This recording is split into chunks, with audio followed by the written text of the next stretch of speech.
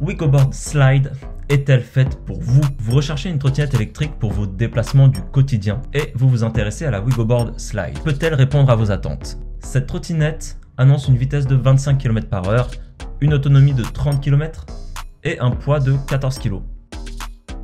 Sur la chaîne, nous avons testé de nombreux modèles de trottinettes et avons parcouru l'équivalent de plusieurs tours du monde à bord de ces engins.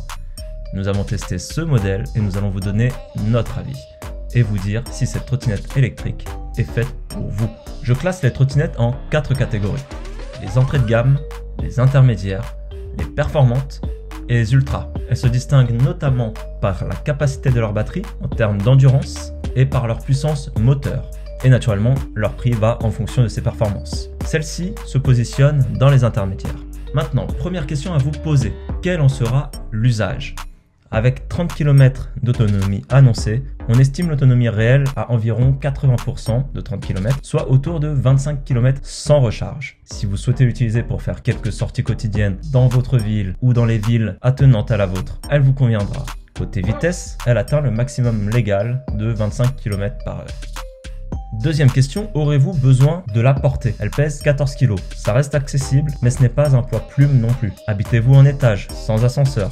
Devrez-vous la porter au quotidien? Si vous n'avez pas de contrainte de poids ou si vous êtes capable de la porter, alors elle peut vous convenir. Troisième question, quel est votre poids?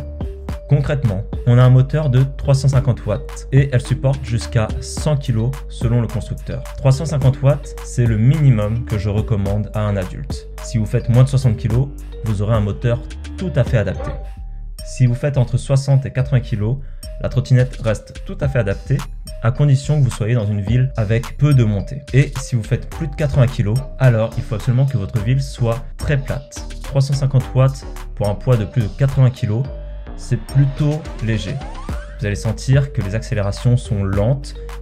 Quatrième question, la trottinette doit-elle être compacte ou non? Sachez que les poignées de cette trottinette ne se plient pas.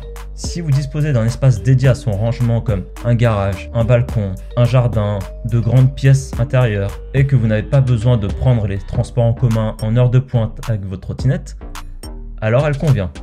Et maintenant, dernière question, êtes-vous prêt à mettre les mains dans le cambouis en cas de problème? Cette trottinette convient à celles et ceux qui sont rassurés par la disponibilité d'un SAV français. Des boutiques physiques existent pour assurer le service client. D'ailleurs, ces roues sont increvables, ce qui vous évitera de nombreux problèmes de crevaison. Si vous vous sentez un petit peu bricolo, sachez que c'est un modèle qui est simple à réparer soi-même grâce à sa structure minimaliste.